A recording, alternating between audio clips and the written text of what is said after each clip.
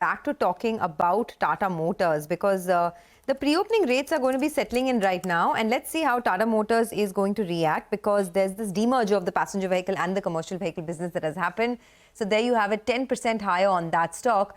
Of course, this is a big positive because finally they have demerged the two entities and now there will be significant value unlocking for shareholders. Let's talk about what brokerages are saying. UBS says that this simplifies the structure, but they don't see any material value unlocking from here on. They believe that a lot of the good news perhaps is in the price. Morgan Stanley says the demerger reflects confidence in the passenger vehicle business being self-sustaining. JP Morgan says the demerger might lead to better value discovery, while InCred says that the sentiment may improve via corporate action, but no major change is likely in the business. Now, if you look at the ratings as well, right, most brokerages continue to have an overweight on the stock. However, UBS has a sell with a target price of 600, so they're quite bearish over there. Morgan Stanley has an overweight with a target price of 1,013. JP Morgan has an overweight with a target price of 1,000 rupees, and InCred has a reduce with a target price of 639. So let's get Mahantesh Sabarad, independent market expert and someone who's tracked the auto space for very long, to join us on the show. And we also have Prakash Diwan on the show. We spoke to him yesterday about what the potential of this could look like. Gentlemen, thanks a lot for joining in. Mahantesh, let me start with you. How will the two listed companies look like post the merger? And for shareholders at this price, is the risk reward still favorable? Good morning, Sonia. So firstly, Tata Motors, this is a scheme of arrangement, not really a demerger. The demerger of the passenger car business had happened a couple of years ago, if you remember. So what we're going to have now for the shareholders is actually, I would call it a split actually, because the current share will have two new companies with mirror shareholding. So the shareholder will get actually two new shares, and it becomes akin to a split. But the fine difference is that you will now be having the passenger car business separate and the commercial vehicle business separate. Probably what will therefore do in terms of value unlocking is that the commercial vehicle, which was either to sort of getting overwhelmed by the poor profitability of the passenger vehicle business, will start gaining better traction going forward, and the passenger vehicle business will have a great future ahead in terms of the EVs coming in. But let me also tell you one thing. There is a small negative here. You have the TPJ Group investments in the EV business, passenger EV business, that was announced in 2021 thereabouts, would mean that there will be a small, they will get shares swapped into the new passenger vehicle entity, thereby reducing the overall shareholders, shares. Oh, okay, that's interesting. Okay, let's get Prakash Diwan also into the discussion. Prakash, the passenger vehicle business, right, has been the key focus area for them. And that's seen a remarkable turnaround after 2020. I mean, the market share in the passenger vehicle business used to be in mid-single digits, and now it's almost 13.5%. We also know that EVs, the market share is over 75%. So for someone who has Tata Motors shares at the moment, what do you think the value unlocking could be now that, the second entity will have the passenger vehicle business, where there will be a further breakdown given of JLR as well as of EVs? So how do you think the structure will look from here on? So to begin with, Sonia, there's going to be a little bit of, the outcome is going to lead to a bit of simplification. You'll also have the DVRs getting extinguished over the next few months, 6 months maybe on the outer side.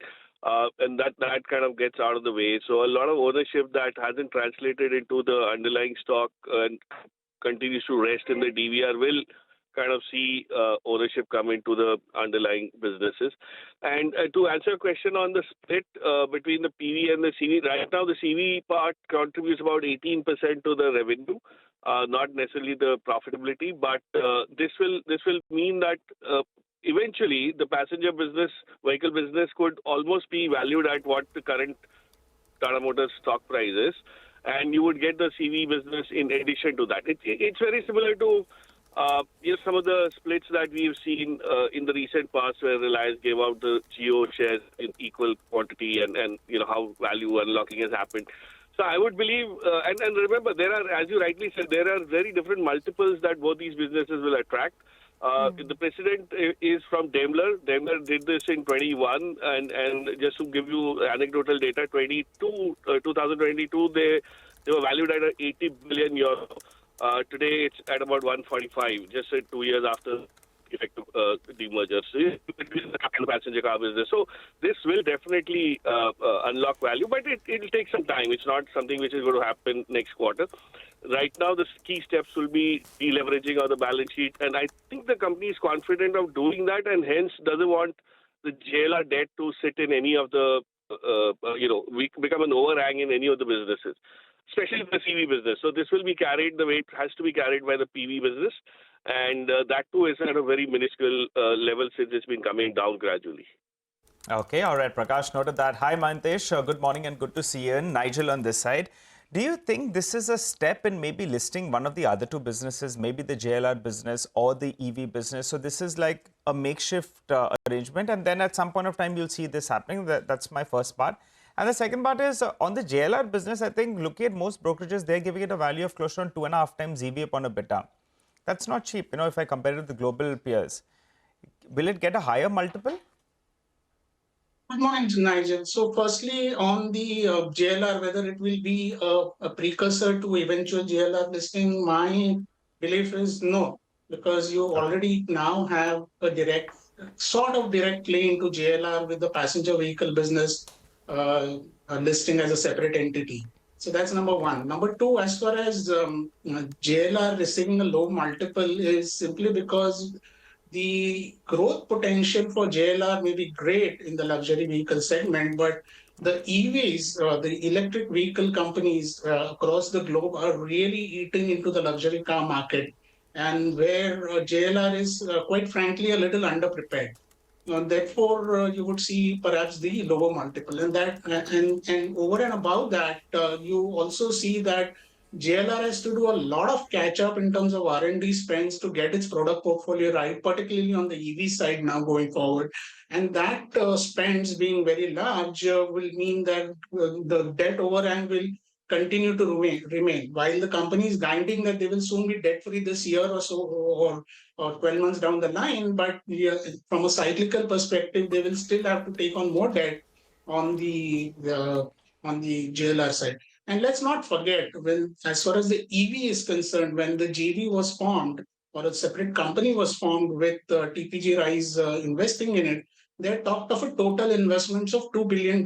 Now the investment so far has been close to only $1 billion. So there will be additional $1 billion coming into the passenger vehicle business, which could mean the value for the existing shareholder will get diluted as we move ahead with the new $1 billion raise.